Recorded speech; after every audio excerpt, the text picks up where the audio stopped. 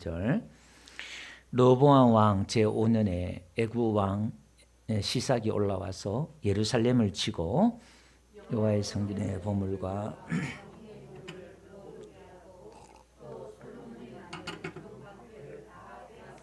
르호보암 왕이 그 대신 노스로 방패를 만들어 왕궁문을 지키는 시위대 대장의 손에 맡김에 왕이 여호와의 성전에 들어갈 때마다 시위한 자가 그 방패를 들고 갔다가 시소로 도로 가져갔더라. 아멘. 할렐루야. 오늘 영상으로 또 함께 예배하신 여러분들 주의 이름으로 축복합니다. 오늘 본문 말씀은요, 지금부터 약 한 2800년 전에 솔로몬 왕, 여러분 들어보셨죠? 솔로몬 왕이 죽고 그 솔로몬 왕의 아들 르호보암이라는 왕이 있어요. 남쪽 유다, 이스라엘에. 그 르호보암 때에 애굽, 지금 이집트 있죠? 그 애굽에 사는 시삭이라는 왕이 쳐들어왔어요. 쳐들어와서 성전에 있는 모든 보물을 다 빼앗아 가요. 그리고 솔로몬 왕이 만들었던 금 방패가 있는데 그 금 방패를 다 가져가요. 그러니까 이제 왕궁을 지키는 시대들이 방패가 있어야 되니까 이 금 방패가 없으니까 놋 방패를 들어서 그 시대를 왕궁을 지키게 했어요. 여러분, 이 시대가 금 방패를 딱 들고 왕궁을 지킬 때 얼마나 멋있을까요? 번쩍번쩍 빛나는 그 금을 가지고 이렇게 지킬 때. 근데 그 금 방패를 빼앗기고 성전에 있는 모든 보물을 다 빼앗겼어요. 그럼 이거 역사적인 이 사건, 이스라엘의 역사적인 이 사건이 오늘 성경에 기록되는데 이것이 우리에게 주는 영적 의미가 뭐냐 이 말이에요. 여러분 약간 창문을 좀 열어주실래요? 약간 더운 것 같으니까 에어컨 틀기는 약간 추운 것 같고 그러면 이 역사적인 사건이 우리에게 주는 교훈이 뭐냐? 여러분 이 애굽 시삭왕이라는 것은 영적인 세력인데 눈에 보이지 않는 영적인 세력들이 오늘 우리의 마음속에 찾아와서 하나님이 우리에게 주신 보물이 있어요. 그 보물이 뭐냐? 기쁨과 평안과 즐거움과 하나님의 은혜와 믿음과 영적인 은사와 이런 것들이 있는데 이것들을 오늘 도둑질해 간다는 거예요. 오늘 그래서 깨어있으라. 무릇 지킬 만한 것보다 너희 마음과 생각을 지켜라 이렇게 나와요. 그러니까 우리의 생각과 마음을 훔쳐가는 세력들이 있다. 영적인 세력들이 있다. 그 말이에요. 그래서 우리가 늘 성경 보고 기도하고 예배하고 교회 올라오고 하는 것들이 뭐냐면 그렇게 하는 가운데 나도 모르게 영적인 세력들로부터 내 마음과 생각을, 내 믿음을 지킬 수 있는 줄로 믿습니다. 우리는 그냥 교회 왔다 갔다 하고 그냥 성경 하나 좀 보고 뭐 그냥 기도 한번 하는 것 같지만 그게요, 영적으로 사단을 지금 이기고 있는 거예요. 그리고 오늘 중요한 것은요, 이 금 방패가 빼앗기니까 무엇으로 대체하냐면 놋 방패로 대체를 해요. 여러분 이 놋도 막 반짝반짝 닦으면 약간 금색깔 나기도 해요. 그죠? 약간 구리 색깔 나고 이렇게 하는데 그러나 본질적으로는 달라요.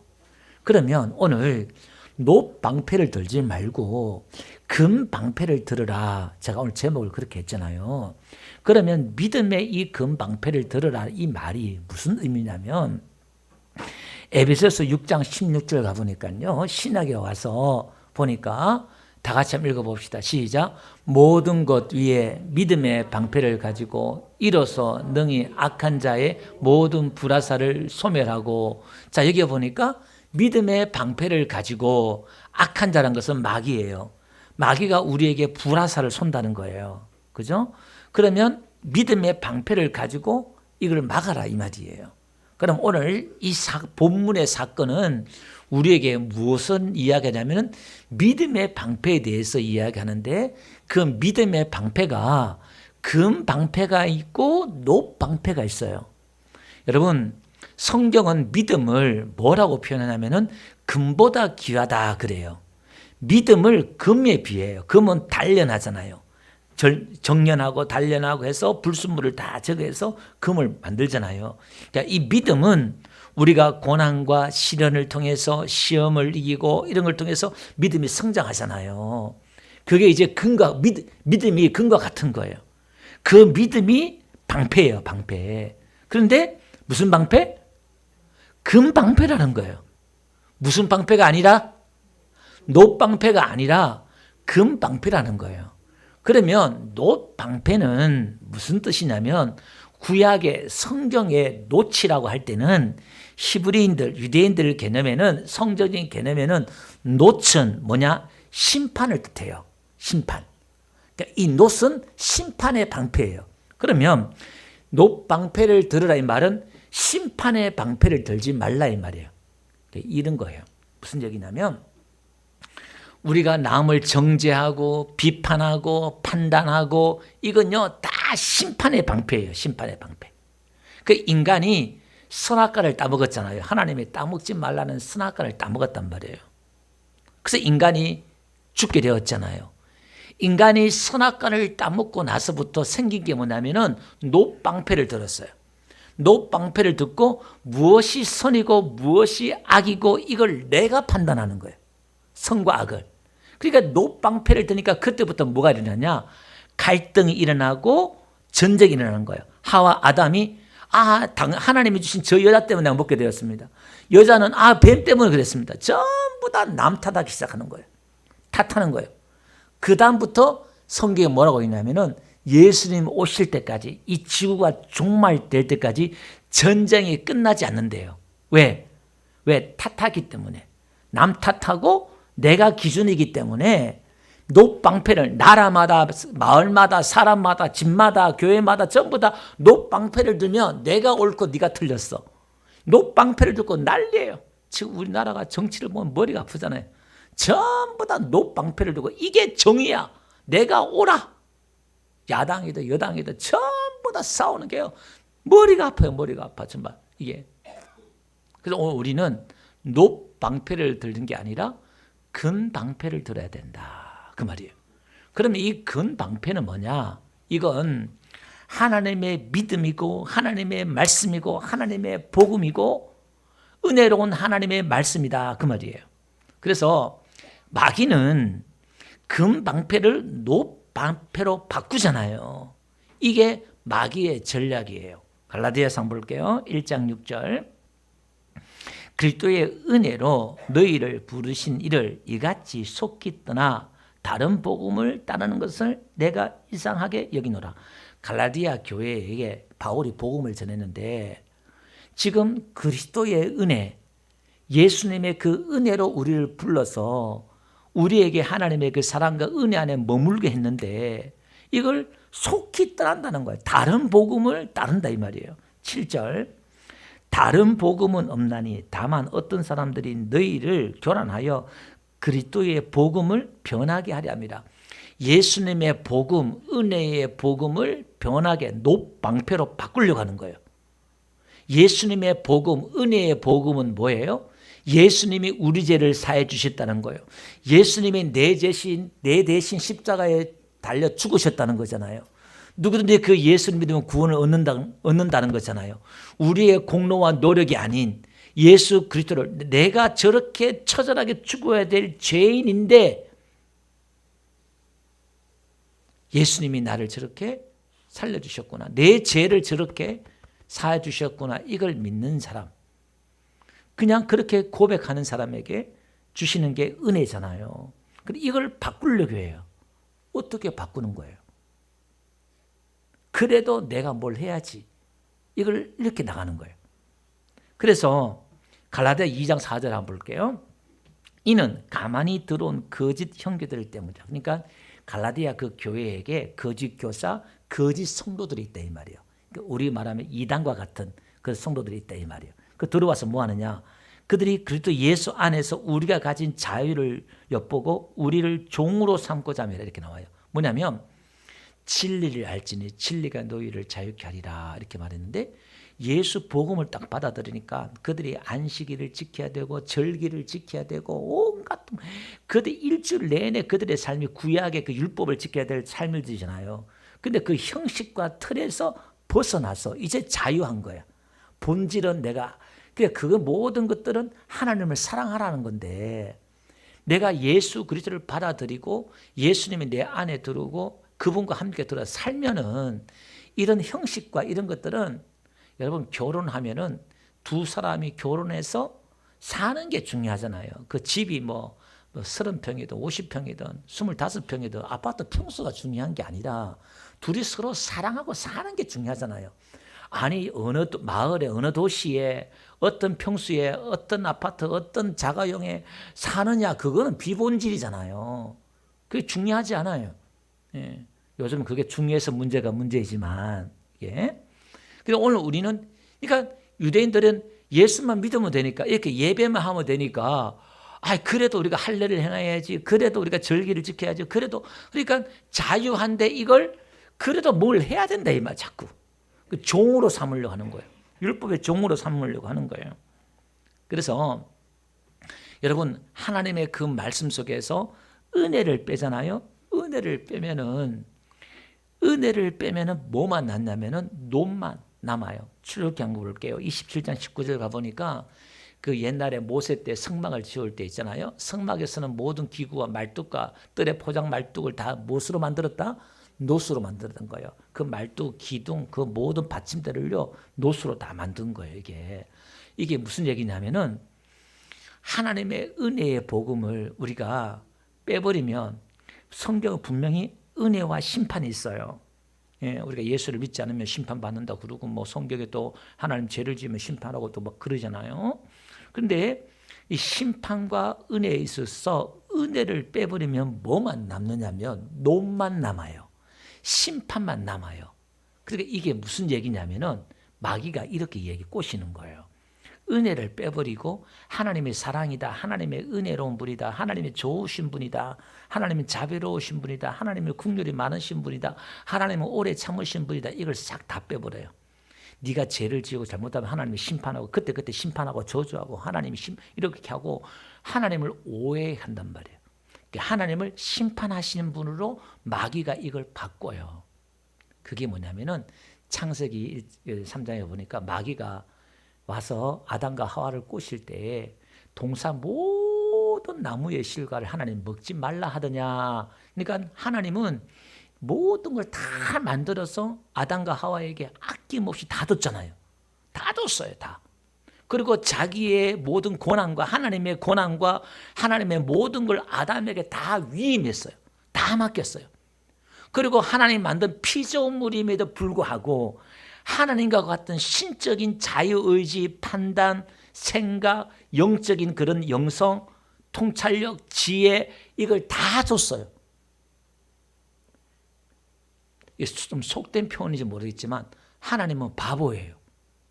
요거만 나가면 저도 또 이단 소리 들을지 모르겠지만 아니 사람을 로봇처럼 만들면 되는데 왜 하나님이 힘들게 우리 예수 믿지 않아 그러잖아요. 왜 하나님이 죄질 인간을 만들어서 이렇게 고생하냐고 이렇게 하는데 그렇게 만든 이유가 뭐냐면 하나님이 저와 여러분들을 그런 존재로 하나님과 맞먹을 존재로 그런 동등한 존재로 우리를 만들었다는 거예요. 우리의 판단력과 결정력을 하나님 존중해서 인격적인 존재로 만들었다는 거예요. 할렐루야. 근데 하나님이 이렇게 좋으신 분이고 풍성하신 분인데 마귀는 와가지고 자꾸 그 선악과만 먹지 말라 그랬잖아요. 그것만 집중하게끔 모든 것을 다 먹지 말라고 하더냐 그러면서 하와의 시선을 어디에 집중시키냐면 선악과 먹지 말라고 하더냐 거기만 집중하게 한다 이 말이에요. 그러니까 아니라 하와 그러잖아요. 임의로 이 모든 걸 다 먹되 그것만 먹지 말라 했다 그러잖아요. 중요한 것은 뭐냐? 다 먹어라, 다 먹어라. 이게 사실은 더 중요하잖아요. 은혜가 더 크고 은혜가 더 놀랍고 은혜가 더 풍성하고 은혜가 더 좋잖아요. 그 심판은 이거 먹으면 죽는다. 그 심판이란 말이에요. 율법이란 말이에요. 그게 이거는 임의로 모든 걸 다 먹으라에 비해서는 이 나무 하나는 아무것도 아니잖아요. 그런데 이 나무 하나가 더 크게끔 보이게 만들었다는 거예요. 이거 먹으면 죽을까 하노라. 그러니까 하나님은 뭔가 사람의 자유를 제한하고 이거 먹으면 죽는다.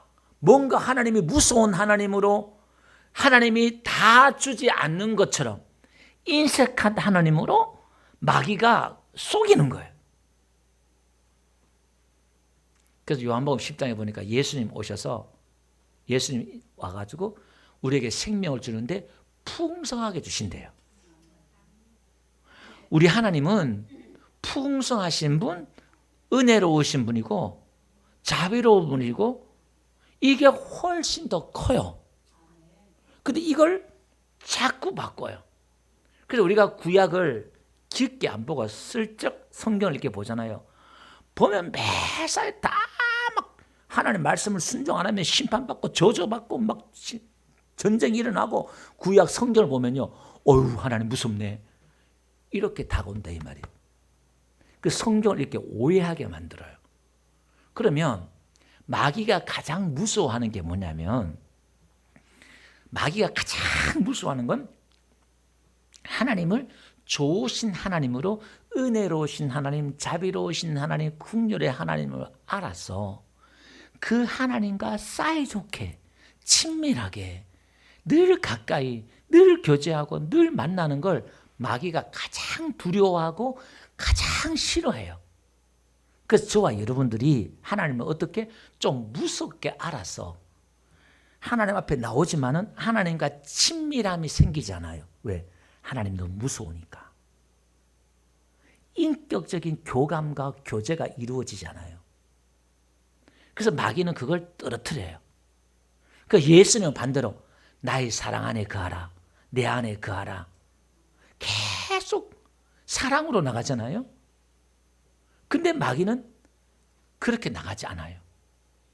그래서 이걸 그 사랑 안에 있으면은 여러분 누군가 사랑하고 부부간에 사랑하면은 자유해요.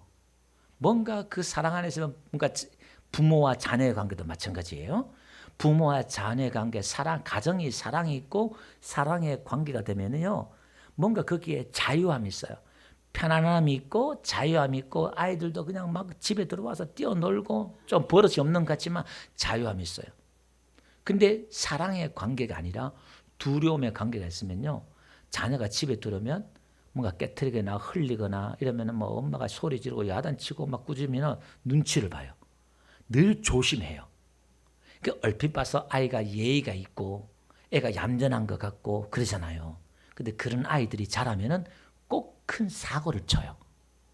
정신병자 사이코패스처럼 뒤에 가서 엉뚱한 짓을 많이 하고 인격적으로 성숙 안에서 사고를 많이 쳐요. 근데 우리가 신앙도 마찬가지예요. 하나님과 이렇게 사랑의 관계가 있는 사람은 너무 좀 자유한 것 같고 편안한 것 같고 뭐 형식과 틀이 없는 것 같고 뭐야 이게 하는 것처럼 좀 그렇게 보여요. 자유한 것처럼 보여요.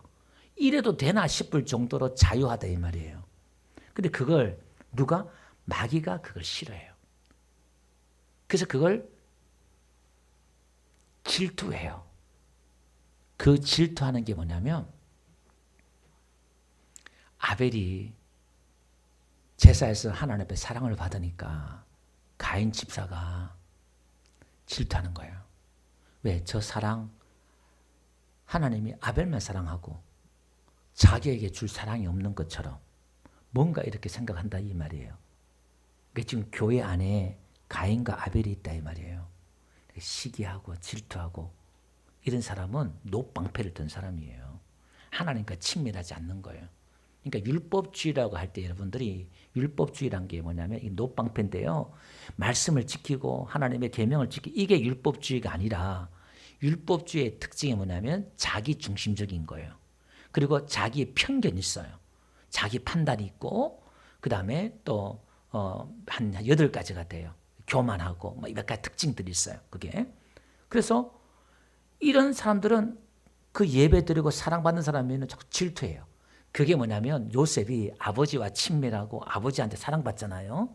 야곱한테 사랑받아서 채색 옷을 입고 나머지 형제 10형제는 일하는데 자기 막 흰 옷을 입고 채색 옷을 입고 막 사랑받으니까 형들이 그 옷을 벗기고 질투해서 팔아버려요. 이 그림이 뭐냐면 오늘 지금 이 요셉은 믿음의 금방패를 들은 거예요. 아버지의 사랑을 다 받고 영적인 또 꿈을 꾸고 막 그 금방패를 들었는데 노방패를 들은 형들이 그들을 판단하고 정죄하면서 노예로 팔아버리잖아요. 그 이야기가. 여러분 이삭이 태어났을 때에 이제 태어나서 아브라함 100세 이삭을 놓고 돌잔치를 하는데 이스마엘이 한 13살쯤 되었어요. 그러니까 10살 돌잔치 하는데 이놈 새끼 이거는 지가 없었으면 내가 장자의 역할에서 내가 아버지 기업을 다 이어받는데 이놈 때문에 내가 다 못 받냐고 막 뒤통수를 치고 이삭을 또 때리고 그러는 거예요. 그게 뭐냐면은 성경에 그게 율법이 복음을 핍박하는 거예요. 이 무슨 얘기냐면 이 은혜 안에 있는 사람은 자유한데 그 자유하고 평안함들을 핍박하는 거예요. 왜? 무시한다 이 말이에요. 그 자유와 평안함과 은혜로운 곳에는 권위주의라는 게 없어요. 권위주의라는 게. 근데 권위주의가 없지만 그 안에 권위가 없는 게 아니잖아요. 뭐 니네 다 자유하고 편안하고 뭐 자녀들이 아버지 머리끄랑 잡고 뭐 엄마 머리끄랑 잡고 뒹굴고 뭐 치고 뭐 도대체 버릇이 없는 것 같아. 애들이 뭔가 좀 권위가 없는 아버지의 권위가 없는 것 같아. 근데 반대로 엄한 아버지 있으면 와 하면 소리 한번 기침 한번 하면 애들이 막 쫙 방에 들어가고 그냥 막 떠들가다 아버지만 나타나면 말 안 하고 아버지 권위가 얼마나 있어요. 근데 그건 권위라고 할 수 없잖아요. 진정한 권위가 아니잖아요. 근데 그 자유함 속에 있는 그 편안함 이런 것들이 그게 그러다 보니까 누굴 무시하느냐? 권위자를 무시하는 거예요. 하나님의 권위를 무시하고 그게 누구냐면 마귀예요. 마귀에게 엄청난 자유와 편안함을 주고 하나님의 나라가 얼마나 은혜로운 나라예요. 그 나라가 있다 보니까 이 루시엘이 하나님을 찬양한 대장이었잖아요. 그러니까 여러분 오죽하면 이 천사장이 하나님과 맞먹으려고 그러고 하나님보다 더 높아지려고 그렇게 했겠네 이 말이에요. 하나님의 권위가 얼마나 없으면 하나님의 권위에 도전하네 이 말이에요. 하나님이 엄하고 무서운 분이면 그렇게 하겠어요? 찍소리도 못 내지. 여러분 에덴 동산에 하나님이 왕이잖아요. 하나님이 그렇게 권위가 빡 무섭게 섰다 그러면 아담과 하와가 그렇게 먹었겠어요? 선악과를 먹으면 너 죽는다 이렇게 말했는데 그걸 시간마다 매일 와가지고 한 번씩 너 알지? 정선을 말로 너 알지? 너 먹으면 죽는 거 알지? 네 하나님인 거 알지? 맨날 이렇게만 가르쳤다고 그러면 하와가 그거 먹었겠어요? 얼음 반푼치리도 없어요. 하나님이 있는 듯 없는 듯 자기가 왕처럼 행동했단 말이에요. 하나님이 그렇게 대우해 줬단 말이에요. 그렇게 높여주고 그렇게 자유를 주고 그렇게 은혜를 줬다 이 말이에요. 그러다 보니까 그 은혜가 은혜로 안 보이는 거예요. 그 은혜 보니까 하나님의 권위가 안 보이는 거예요. 이 그림이 누가복음 15장에 탕자비유에 나와요. 두 아들들도 아버지가 있는데 아버지가 너무나 은혜로운 그 아버지가 하나님을 비유하는 거잖아요. 그 아버지가 얼마나 은혜로운 분인가 한번 보세요. 유대 사회에서 아버지가 둘째 아들이 아버지 재산 주세요. 나 집 나가겠습니다. 이건요 아주 그냥 유대 사회에서는 말이 안 되는 거예요. 아버지가 돌아가시기 전에 유산을 달라 이 말은 아버지 곧 죽으세요. 이거는 그 문화에서는 있을 수 없는 일이에요. 근데 또 두 번째는 그 자녀가 돌아가가지고요 나가가지고 허랑방탕하게 재산을 다 흡했는데 이 아버지는 그 아들을 기다린다는 거예요. 한없이 기다린다는 거예요. 그러니까 이 유대 사회에서는 이것도 이해가 안 돼. 무슨 아버지가 이 아들을 기다려? 근데 아들이 돌아올 때 뛰어나가요. 마을 어귀에 들어올 때 뛰어나가서 그 아들을 끌어안고 잔치를 벌려요. 이런 아버지는 이해가 안 돼요. 근데 자 그러면 돌아가서 이 아들이 왜 집을 나갔을까? 자에게 주어진 그 자유함 속에서 아버지의 그 권위나 아버지의 그 위치가 우습게 보이는 거예요. 자에게 주어진 그 자유를 더 누리고 싶은 거야. 그래서 나간 거예요. 그러니까 아버지의 권위가 우습게 보인다 이 말이에요. 그러니까 이게 하나님의 은혜의 나라 복음이 회복이 되면 니나 내나 다 그냥 똑같은 형제고 어떤 권위나 이런 게 없는 것처럼 보일 수 있어요.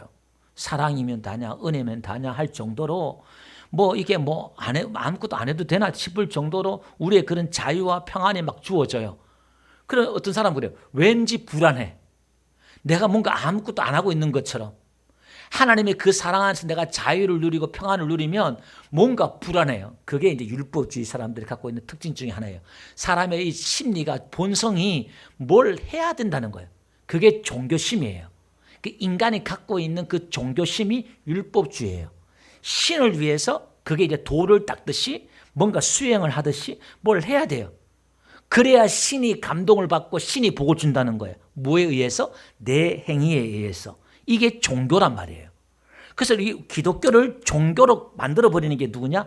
마귀의 가장 큰 전략이에요. 이게 본질을 빼버리고 사랑을 빼버리고 금방패를 빼버리고 거기다 은근히 노방패를 집어넣어버려요. 그러니까 여기는 뭐가 있느냐? 열심히 있고 충성하는 것 같은데 하나님을 몰라. 이스라엘 백성들이 얼마나 열심히 예배를 드리고 얼마나 그들이 말씀을 지켰습니까? 근데 너희들은 하나님의 음성도 듣지 못했고 하나님도 보지 못했다는 거예요. 예수님의 평가가 그러잖아요. 그래서 오늘 우리는 다시 한번 정리하면 믿음의 방패를 들어야 되는데 이 믿음의 방패가 뭐냐면 하나님은 풍성하신 분이고 하나님은 은혜로우신 분이고 하나님은 하루를 천년같이 천년을 하루같이 참고 기다리신 분이고 그럼에도 나를 안아주신 분이라는 거예요. 우리가 구하고 생각하는 것보다 더 넘치도록 채워주시는 분이 하나님이라는 거예요.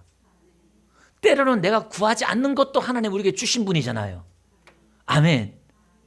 여러분 자녀들이 여러분들에게 구하는 것만 줘요? 아버지가? 어머님이 구하는 것만 줘요? 구하지 않아도 때가 되면 옷 사주고 밥 먹여주고 다 하잖아요. 여러분 하나님이 아버지라는 게 그런 거예요. 그러니까 이걸 경험할 때에 여러분 우리 기독교는 교회는 하나님을 이렇게 경험해야 돼요. 아 하나님이 이렇게 아버지네? 아버지란 말이 뭐죠? 공급자라는 거예요. 먹여주시고 공급해 아버지네? 예수님이 친구네? 예수님이 그랬잖아요. 너희를 종으로 부르지 않을 것이다. 이제는 친구를 할 것이다. 친구는 친밀함이잖아요. 아멘? 이걸 회복해야 돼요. 근데 출애굽기 16장에 가보니까요. 광야 이스라엘 백성들이 그들이 멸망하고 죽었던 이유는 뭐냐면 하나님이 찾아오셔서 기적으로 애굽 땅에서 10가지 재앙으로 끄집어내고 홍해 바다를 가르셔서 그들을 끄집어내었잖아요. 하나님이 얼마나 놀라우시고 은혜로우시고 그들이요 뭐 독립시켜 달라 그랬어요. 뭐 그랬어요? 괴롭다고 부르짖기는 했지요. 근데 하나님이 조상들에게 약속한 400년 전에 약속했던 그 약속을 기억하셔서 그를 끄집어내어서 그들을 하나님이 광야에서 먹여주고 입혀주고 죽지 않도록 200만 300만 되는 사람들을 매일 죽지 않도록 그 광야에서 물도 없는 그 광야에서 곡식도 없는 그 광야에서 하나님 그래도 만나와 메추라기로 구름기둥 불기둥으로 하나님 지켜주고 보호해 줬잖아요. 근데 이스라엘 백성들은 좋으신 하나님 은혜로우신 그 하나님을 들고 이제 이분이 우리를 어디로 끌려고 가려고 지금 애굽에서 끄집어내었어요. 적과 꿀이 흐르는 가나안 땅 거기 집어넣으려고 하나님 인도했잖아요. 그러면 그 믿음의 금방패를 들고 나가야 되잖아요. 그런데 그들이 순간순간 위기가 올 때마다 매번 원망하는 거예요. 원망하는 게 뭐냐 한번 볼게요. 출애굽기 16장 2절 가보니까요. 그들이 원망하면서 모세와 아론을 원망하잖아요. 지도자를 원망해요. 그래서 3절 보니까 맨 뒤에 안 가볼게요. 이 광야로 너희가 이 광야로 우리를 인도내어서 온 회중이 줄여 죽게 하는구나. 우리를 죽게 하려고 이제 노방패를 든 거예요. 노방패를. 우리를 죽게 하려고 이 광야를 와서 이렇게 힘들게 하는구나. 물론 광야 생활이 편하겠어요? 힘들겠죠. 여러분 예수 믿고 교회 생활하는 게 마냥 편한 건 아니에요. 좀 고난 있고 예배 드려야 돼요. 기도하고 힘들 수 있어요. 근데 여러분 그때 속지 마세요. 아이고 교회 나오는 게 이런 거구나. 예수 믿는 게 이렇게 힘드는구나. 이럴 바에 그냥 집에 편안히 있어야 되겠다. 그러면 안 돼요. 그게 뭐냐면 하나님을 지금 모르는 거예요. 여러분 하나님을 믿으셔야 됩니다. 하나님은 여러분들에게 복 주시기를 원하시고 은혜 주시기를 원하시고 할렐루야. 민수기 20장 4절에도 그러잖아요. 우리 짐승과 함께 다 여기서 죽게 하느냐 이렇게 또 원망하잖아요. 끝에 보니까. 예. 그럼 5절 한번 보세요. 뭐라고 말하냐. 그들이 하는 말 한번 보세요. 야, 이 나쁜 곳, 이 광야로 인도해가지고 이곳은 파종할 것도 없고 무화과도 포도도 석류도 없고 마실 물도 아니 당연하지. 지금 하나님이 이스라엘 백성을 인도한 것은 광야로 여러분 광야에 살게 하려고 인도한 겁니까? 아니잖아요. 가나안 땅에 살게 하려고 하잖아요. 근데 지금 이들이 노방패를 들고 이곳에 광야는 당연히 거기에 뭐가 있어요? 광야 아무것도 없지. 여러분 우리가 가야 될 목적지는 천국인 줄 믿습니다. 여러분 우리가 예수 믿고 교회 다니라도 똑같이 어려움이 올 수 있고 시련이 올 수도 있고 내가 기도했어 내가 예배했음에도 불구하고 우리도 고난 당할 수 있어요. 그렇다 해서 여러분 노방패를 끄집어내지 마세요. 믿음의 방패를 드러내야 돼요. 할렐루야. 예. 여러분 요한복음 한번 가볼게요. 6장에 가보니까요. 보리떡 5개 물고기 2마리로 그 남자만 5,000명이에요. 여자와 아이들은 숫자 세지도 않았어요. 남자만 5,000명이야. 그 하나님이 축사하신 후에 나눠주고 베푼잖아요. 주는데 어떻게 주냐면은 그들의 원대로 줘요. 원대로. 멸치가 고기가 한 요만해요. 작은 멸치가 아니라 한 요만한 멸치인데 보리떡하고 고기를 가지고 그들이 먹고 싶을 대로 줘요. 그리고 남은 게 12절 보니까 12광줄이나 남았대요. 그러니까 하나님이 딱 맞게 주는 게 아니라 먹고 남도록 주셔요. 흔들어 넘치도록 주셔요. 그러니까 이게 무슨 얘기냐면 하나님의 공급하심은 예수님의 그 은혜는 풍성하다는 거예요. 하나님은 풍성하신 분이에요. 좋으신 분이다 이 말입니다. 아멘. 예. 그래서 여러분 우리가 올바른 믿음, 올바른 영성은 뭐냐? 갈라디아서 6장 2절을 볼게요. 형제들아 사람이 무슨 범죄한 일이 드러나거든 노방패를 들고 판단하고 야단치고 심판하고 막 이렇게 하지 말고 너희는 온유한 심령으로 그러한 자를 바로잡고 온유하게 위로하면서 권면하고 사랑으로 이렇게 평안한 가운데 잡고 나도 저렇게 시험 받을까? 아이고 나도 조심해야 되겠구나. 심판하는 사람 어때? 자기는 그렇게 죄 안 짓는다 이 말이야. 자신 있다 이 말이야. 어떻게 네가 그런 죄 나쁜 죄 짓고 하냐 이 말이야.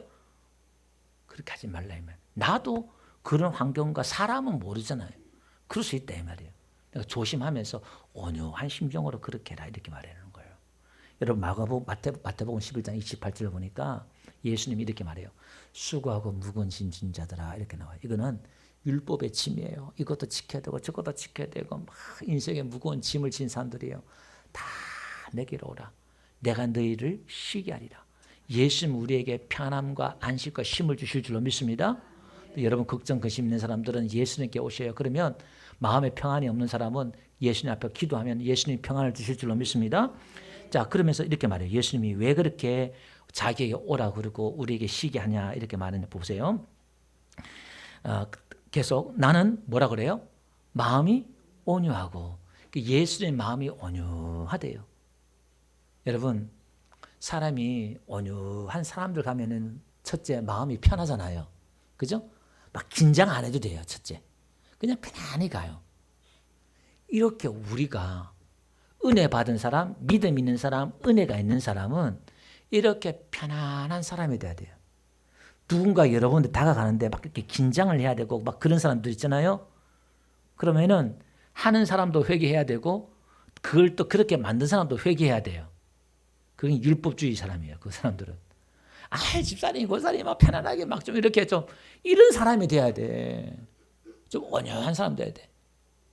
그 왜 긴장할까요? 내가 이 말하면 저 사람들은 뭐라 그럴까? 뭐 또 뭐라고 판단할까? 내가 말 조심해야지. 이 녹방패 자꾸 드니까 나도 너도 다 불필요한 거예요. 우리는 금방패를 들어야 돼요. 이렇게. 할렐루야? 예. 예수님 믿는 게 쉽다 어렵다? 쉽다는 거예요. 내 멍에는 쉽대요. 어렵지 않대요. 예수님의 그 멍에를 매라는 거예요. 율법의 멍에가 아니라 예수님의 멍에를 매라는 거예요. 예수님의 멍에 하나님을 사랑하고 이웃을 내 마음같이 사랑하라. 근데 예수님의 그 멍에는 뭐냐면은 내가 먼저 예수님을 사랑하면 예수님을 사랑하는 게 내 멍에예요. 예수님을 사랑하면 예수님의 그 사랑이 내 안에서 힘을 주고 능력을 주고 은혜를 주고 할렐루야. 이 사랑이 나를 공고해요. 이 사랑이 나를 움직이게 해요. 이 사랑이 하나님 말씀을 지키게 해요. 예수님의 계명을 지키게 해요. 이 사랑이 순종하게 해요. 할렐루야. 예, 그래서 여러분 유다서에도 보니까 제가 앞에 말씀을 좀 이렇게 안 읽었는데요. 유다서 1장 4절 한번 가볼게요. 가보니까 이 가만히 들어온 사람이 하나님의 은혜를 도리어 뭘로 만든다고 그랬어요? 네 번째 줄 보니까 은혜를 도리어 방탕한 것으로 바꾼다는 거예요. 이게 무슨 얘기냐면은 율법주의 사람들에게 복음을 딱 전하잖아요. 은혜를 전하면은 이 사람은 또 어떻게 나타나느냐 이렇게 나와요. 방종으로 나가버려요. 아, 은혜네. 죄 지어도 뭐 하나님 나를 사랑이 하나님이니까 뭐 그냥 또 용서해 주시겠지. 뭐 이렇게 방종으로 완전 나가버려요. 그러니까 율법주의자 사람들의 특징이 두 가지예요. 하나님을 무서워하든지 아예 방종으로 나가보든지. 그러니까 이 이해를 못하는 거야. 하나님 은혜를 이해를 못하는 거야. 그러니까 오늘 우리는 예수님의 그 사랑과 은혜를 받아들인 사람은 방종이 아니라 이 자유가 우리에게 주신 이 자유가 마음대로 죄짓고 방종하라 마음대로 살아라 이게 아니에요. 사도 바울 한번 보세요. 그에게 주어진 이 자유가 있었지만 구약의 그 누구보다도 목숨을 걸고 생명을 걸고 예수님을 사랑하고 예수님의 말씀을 순종하면서 복음 위에 사는 줄로 믿습니다. 예.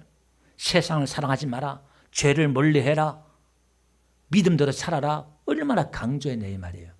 그러니까 여기는 이 복음의 가장 큰 딜레마, 가장 큰 문제는 뭐냐면은 자꾸 오해를 한다는 거예요.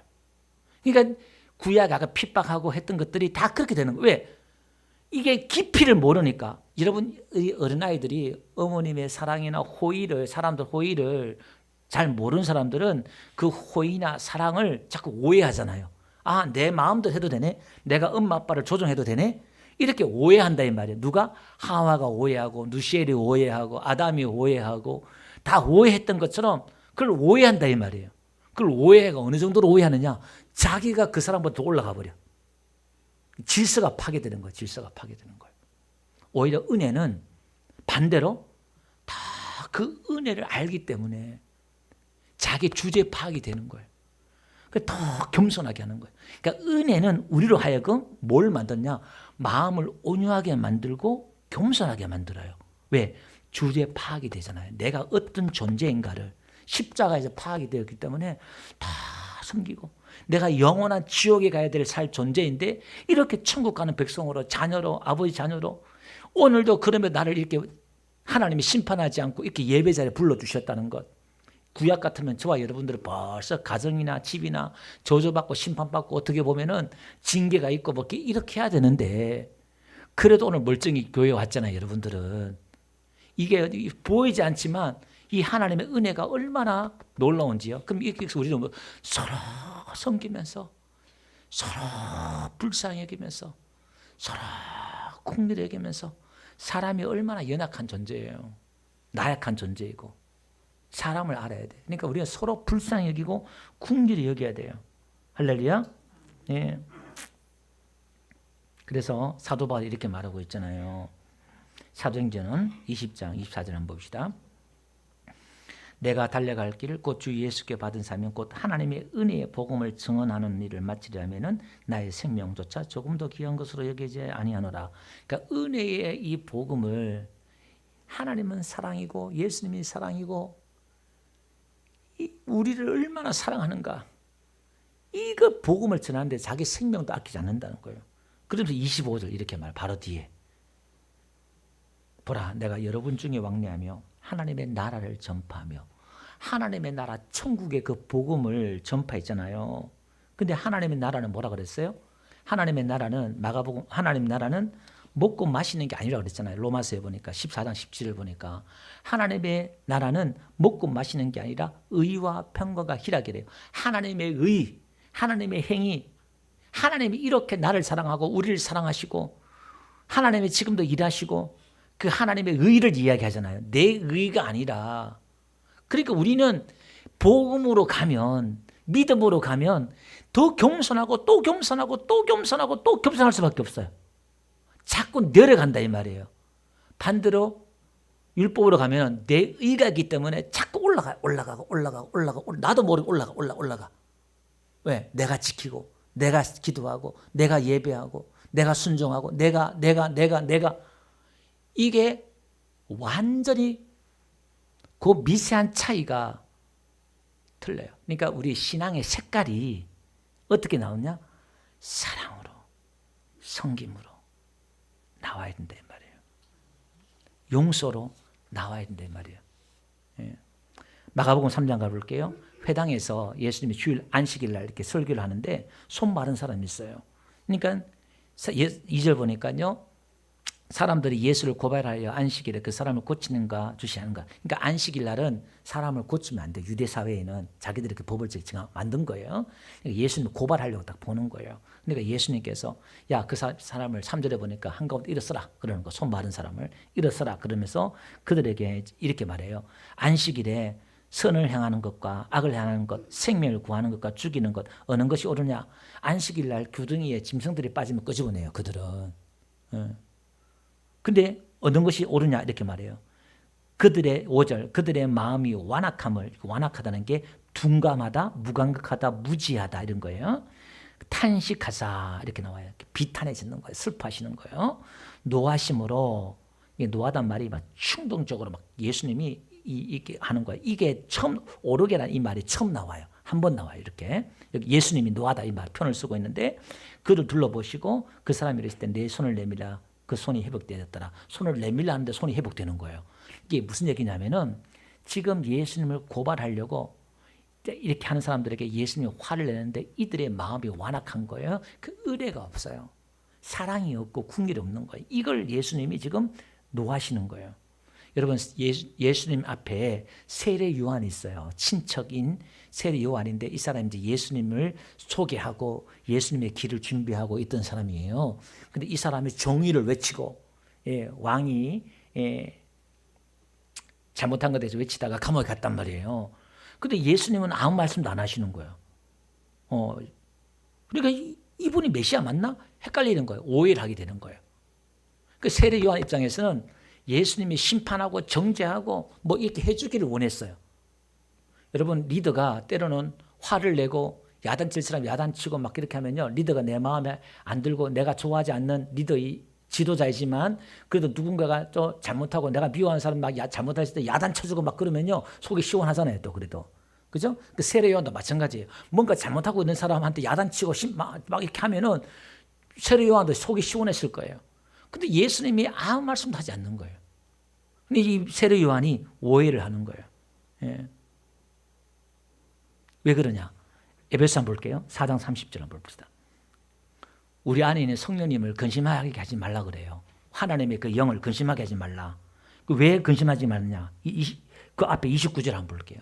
29절 그 앞에 뭐라고 하냐면은 무릇 더러운 말은 너희 입 밖에 내지 말고 오직 덕을 세우는데 소용되는 대로 선한 말을 하며 듣는 자들에게 은혜를 끼치고. 그러니까 오늘 우리가 은혜로운 말을 하라는 거예요. 덕을 끼치고 은혜로운 말을 해야 되는데 은혜로운 말을 하지 않으면 성령이 근심한다 이 말이에요. 그래서 31절 뒤에 이렇게 말하고 있잖아요. 너희는 모든 악독과 노함과 분냄과 떠드는과 비방 이게 뭐죠? 노방패예요. 예, 이걸 버리라는 거예요. 그 다음에 32절 뭐라는 거예요? 서로 친절하게 하며 친절해야 돼요. 그 서로 불쌍히 여기는 왜 저래? 그게 아니라 그런 사람들을 이해하고 불쌍히 여겨야 돼요. 또 서로 용서해야 돼요. 나도 용서 안 받고 내일은 네가 용서 안 받고 오늘은 내가 잘못했지만 내년에는 여러분들이 잘못할 수 있잖아요. 그러니까 우리가 서로 용서하는 거예요. 그러니까 그리스도 안에서 너희를 용서한 같이 예수는 우리를 어떻게 용서했어요? 70번을 7번 용서하라 그랬잖아요. 베드로에게. 그 말은 무한적 용서하라 그랬잖아요. 우리를 용서하라는 거예요. 우리를 그렇게 용서해 줬기 때문에 우리가 천국 가는 거예요. 아멘? 그런 용서가 있기 때문에 우리가 천국 간다니까요. 이런 용서가 없으면 우리는 다 지옥 가야 돼요. 그래도 우리도 서로 용서를 해줘라. 금방패를 들으라 이 말이에요. 판단하고 정죄하지 말고. 할렐루야? 예. 우리는 이러잖아요. 누가 사람이 잘못하면 저 사람이 회개하면 저 사람이 나에게 잘못했다 그러면 그때 내가 은혜를 베풀고 내가 뭘 해주겠다 그러잖아요. 집에서도 그렇잖아요. 남편이나 아내나 자식이나 저놈이 나한테 사과하거나 회개하면은 내가 밥도 해주고 반찬도 해주고 뭘 해줘야지 이렇게 하잖아요. 그건 은혜가 아니잖아요. 은혜라는 것은 자격이 없는데 베푸는 게 은혜잖아요. 그죠? 그러면 여러분 우리가 어머니 사랑에 왜 우리가 다 꼬꾸라져요? 어머니 사랑에 왜 다 우리가 다 무너져요? 마음이 무너져요? 한없이 베풀어주고 한없이 사랑해주고 한없이 덮어주고 한없이 기다려주는 게 어머니 사랑이잖아요. 근데 거기에 10년, 20년, 30년, 40년 기다려줘요. 그 어머니의 사랑은. 아니, 죽을 때까지 기다려줘요. 그래서 나이가 50대여서 60대여서도 철 안 든 사람들도 어떻게 해요? 그때 이제 어머니의 사랑에 꼬꾸라지고 마음이 무너지잖아요. 왜? 하나씩 기다려주는 거예요. 은혜라는 게 그런 거예요. 오늘도 하나님의 그 은혜는요, 우리를 그렇게 팔을 벌리고 우리를 기다려주시는 줄로 믿습니다. 오늘 저와 여러분들은요, 이렇게 믿음의 그 방패를 얻고, 내가 믿는 하나님은 참 좋으신 하나님이다. 이 믿음 안에서 여러분 뒤로 물러가지 말고 여러분들이 좌르나 우르나 치우치고 때로는 넘어질 수도 있어요. 때로는 실수할 수도 있어요. 때로는 잘못할 때도 있어요. 그럼에도 불구하고 우리는 그 과정을 통해서 저도 그렇고 여러분도 그렇고 성장해 나가고 자꾸 나가면 돼요. 할렐루야. 우리가 몇 번 넘어지냐가 중요한 게 아니라 일어나는 게 중요해요. 우리가 어떠할 때 일어날 수 있어요? 저분이 나를 받아주고 나를 그럼에도 나를 사랑해 준다. 이걸 믿을 때 우리는 일어설 수 있는 줄로 믿습니다. 할렐루야.